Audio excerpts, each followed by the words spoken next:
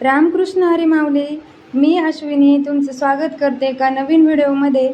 तर आता तुम्हाला तर माहितीच आहे, पहिले एका व्हिडिओमध्ये सांगितले मी, त्यासाठी मी सॉरी बोलते. कारण हे व्हिडिओ दोन जे आहेत ना, ते असेच राहिले होते माझ्याकडून एडिट वगैरे करायचे आणि म्हणजे व्हिडिओ चॅनलवर टाकायचे, पण खूप लेट झालेलं आहे. तसेच राहिले होते व्हिडिओ. हे क्लिनिंगचे, साफसफाईचे व्हिडिओ आहेत. जेव्हा घराचं काम चालू केलेलं ना, ते काम पूर्ण झाल्याच्या नंतर हे सगळे साफसफाईचे व्हिडिओ, आता किचन वगैरे सर्व जेव्हा घर साफ केलं, तो एक व्हिडिओ तर मी चॅनलवर म्हणजे अपलोड केलाच होता. पण हे दोन व्हिडिओ असेच राहून गेलेले. ते कारण पण मी सांगितलं होतं एका व्हिडिओमध्ये. कारण आहे ना, माझं एवढी सर्व साफसफाई वगैरे करून एवढं म्हणजे तब्येत बिघडली होती, पोटात वगैरे जास्त दुखत होतं. त्यामुळे ना काहीच करता आलं नाही मला, व्हिडिओ पण बनवता आलं नाही आणि दुसरे नवीन व्हिडिओ बनवले नाही. परत ना जे होते ते पण मी ना एडिट वगैरे करून हे केले नाही, त्यासाठी सॉरी. कारण हा व्हिडिओ खूप दिवसाचा आहे. तर आहे ना, मी काय केलं होतं, सकाळी गोधड्या भिजत घालून दुकानावर गेले होते. दोन गोधड्या आहे ना भिजत घातल्या होत्या. आणि म्हटलं मग संध्याकाळी दुकानावरून आली ना की त्या धुवून टाकणार मी.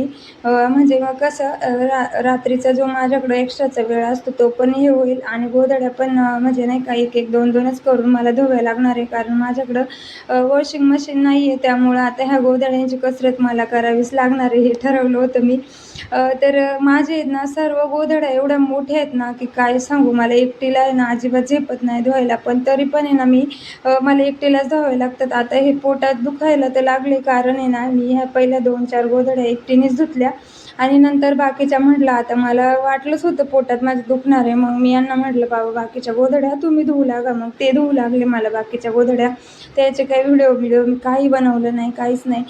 वर टेरेसवरती दोन्ही गोधड्या घेऊन गेले, त्या सुकत घातल्या. टेरेसचा व्ह्यू आमचा आहे ना असं काहीच आहे, वरती खूप अंधार असतो बल्ब गेल्या कारण टेरेसचा. आणि वरून खाली मी एक थोडीशी क्लिप जोडली, ती अशा काहीशी दिसते. तर मग नंतर खाली आले आणि लगेच आहे ना दुसऱ्या गोधड्या पण 2 भिजत घातल्या, म्हणजे म्हटलं दुसऱ्या दिवशी सकाळी धुवायला होतील. तर नंतरचं काहीच मी शूट केलं नाही, तेवढंच फक्त. आणि नंतर डायरेक्ट सकाळचं यांचं आणि अभिचं आवरून दिलं. आणि मग म्हटलं माझं बाकीचे सगळी राहिलेले कामं आहेत ना त्यांना सुरुवात करावी. आता मी आहे ना नाश्त्याला पण त्यांना आहे ना भाजी चपाती वगैरे काहीच केली नव्हती, काहीच असं दुसरंच काहीतरी दिलं होतं बनवून दोघांना पण. ते दोघं गेल्याच्या नंतर माझी ही सर्व बाकीची कामं चालू झाली. झाडलोट वगैरे करून घेतली आणि म्हटलं पहिलं आहे ना माझं आवरून घेते. आता गरमी पण एवढी चालू आहे की काय सांगू. तर म्हटलं केस वगैरे विसरून घेतले ना की मग वरती बांधून टाकते डायरेक्ट, म्हणजे गरमी पण होणार नाही. आता मी जेवढी एनर्जेटिक दिसते ना, तेवढी एनर्जेटिक अजिबातच मध्यंतरी राहिले नव्हते. कारण सर्व मला आहे ना जास्तच म्हणजे माझ्या पोटाचं त्रास चालू झालेला, त्यामुळं व्हिडिओचं कामच काही केलं नाही मी. तर केस वगैरे विसरून घेतली आणि पावडर लावायला घेतली. तर पावडर एवढी हातात झाली ना की काय सांगू, जास्तच झालेली. तर मला आहे ना शाळेत जेव्हा मी होते तेव्हा पण मला अशी सवय होती. माझी जी बुक असायची ना, माझी जेव्हा हातावर पावडर जास्त येईल तेवढं मी आहे ना बुकमध्ये अशी पानात टाकून ठेवायची पावडर. तीच मला आठवण झाली आणि म्हटलं चला आता आपण जे वाचतोय ना ते बुक, राधा म्हणून बुक येते, मी वाचते आता सध्या, त्याच्यात ठेवून देते. म्हटलं जेव्हा मला आठवण येईल तेव्हा मी त्याचा मस्त असा वास घेईल किंवा मग लावल.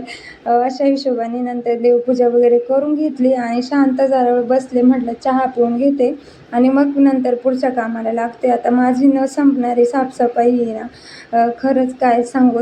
दारावरची तोरणं पण धुवायची होती, ती पण काढून घेतली. आता म्हटलं त्यांना तरी कशाला मागे ठेवायचं, बाकीचे तर सर्व करतेच आहे. आता ते तोरणांचं पटकन लक्षात आलं माझ्या, नाही तर बाहेरचे सर्व मी ना भिंती वगैरे पुसून घेतल्या तेव्हाच माझ्या लक्षात आलेलं.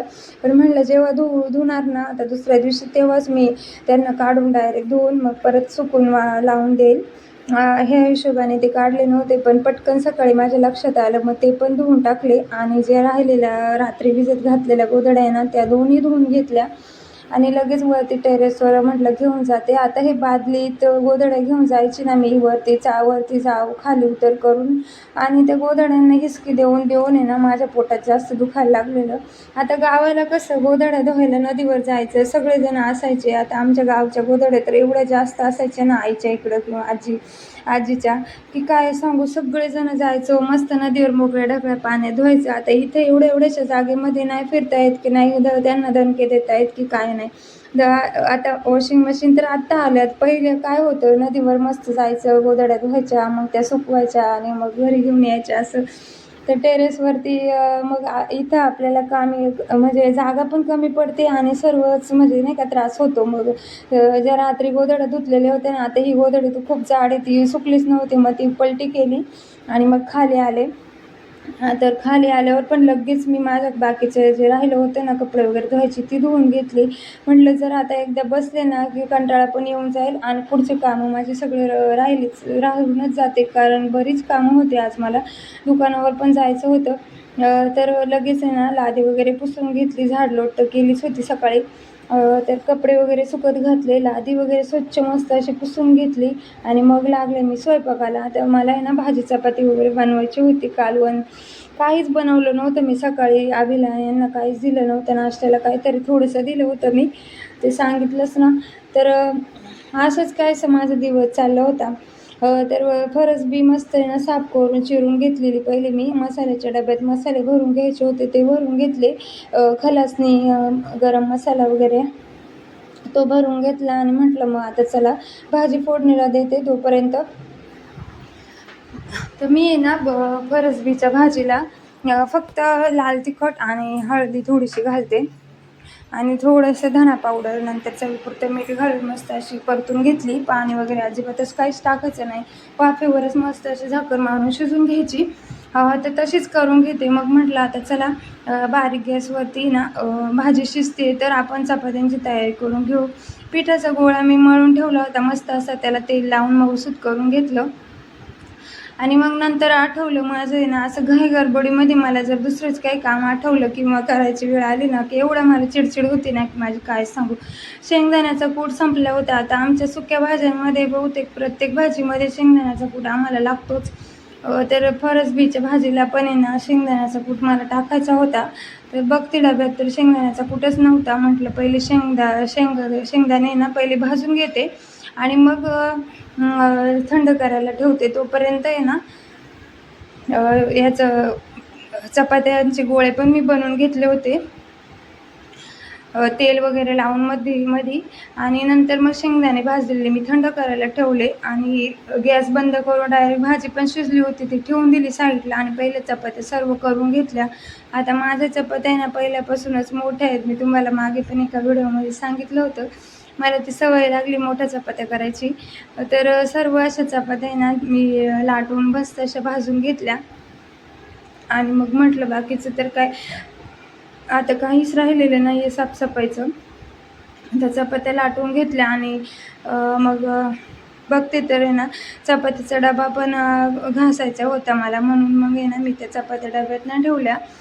प्लेटमध्येच कागद टाकून आहे ना त्या चपात्या मी हे करून घेत होते. नंतर मग चपातीचा डबा पण पूर्ण असं क्लीन घासून घेतला, तो सुकत ठेवू म्हटलं. तोपर्यंत चपातीवर दुसरं आहे ना ताटच मी झाकण मारून ठेवलेलं. डबा आहे ना बाहेर फॅन खाली मी सुकत घातला. म्हटलंच फॅनच्या हवेने पटकन सुकून जाईल आणि नंतर मग शेंगदाण्याचं कूट करून घेतला. आता शेंगदाण्याचं कूट करून झाला होता माझा. मग म्हटलं आता भाजीत घालायचं राहिलं आहे. मग परत गॅसवर मी भाजी ठेवली आणि शेंगदाण्याचा कूट घालून मस्त असे त्याला फ्राय करून घेतलं जरासं. आणि मग म्हटलं आता भक्ती पण नाटकच काहीतरी करत होती. ती काय हट्ट करत होती माझ्या आता लक्षातच नाही राहिलं. व्हॉइस ओव्हर करताना मला आठवणच येईना काय झालेलं.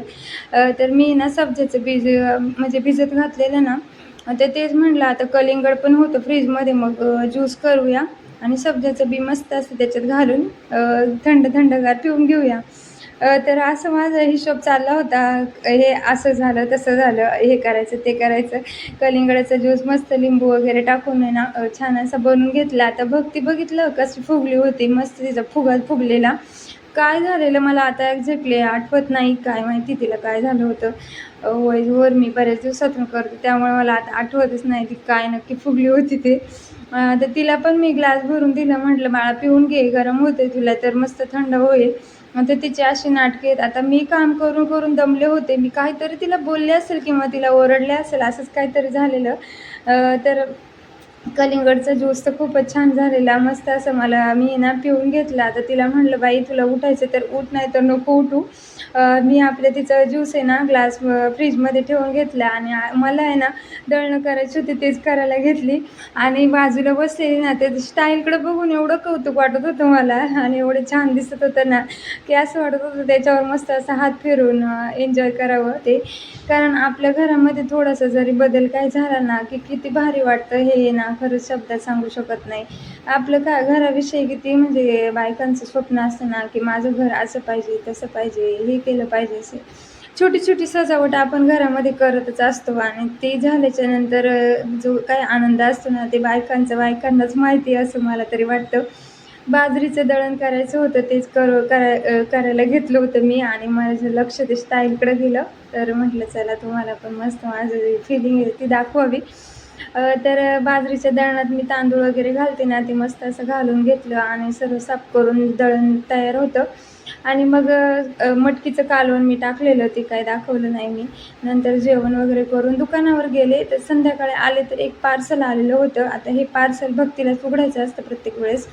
तर ते पार्सलमध्ये आहे ना, की हे होतं चाव्यांचं होल्डर होतं. ते आलं होतं त्याच्यामध्ये. तर तिचं झालं ते उघडून वगैरे आणि माझं आहे ना, हे रोज म्हणजे दुकानावरून आले ना, की मला थोडंसं तरी वहीमध्ये लिहायचंच असतं काही ना काही. म्हणजे एक काही काही पण लिहिते मी, मला जे चांगलं वाटलं, जे वाईट वाटलं मला किंवा काही पण असू दे, माझ्या चांगल्या वाईट गोष्टी मला 2-3 वाक्य का होईना पण तिथे लिहायच्याच असतात. सर्व भाज्या पण मला साफ करायच्या होत्या, स्वयंपाकाला पण लागायचं होतं. पण त्याच घाई-गडबडीत म्हटलं जरा डोकं शांत होईल म्हणून थोडंसं लिहून घेतलं आणि मग दूध वगैरे पण गरम करायचे होते मला. ते गरम करायला ठेवले, वाटून घेतलं, करायचं होतं म्हणजे नाही का स्वयंपाकाला लागायचं होतं तर. सर्व भाज्या वगैरे मी साफ केल्या. थोड्याशा शेंगा वगैरे राहिल्या होत्या साफ करायच्या, त्या म्हटलं नंतर करते, पहिलं कालवण फोडणीला देऊन घेते.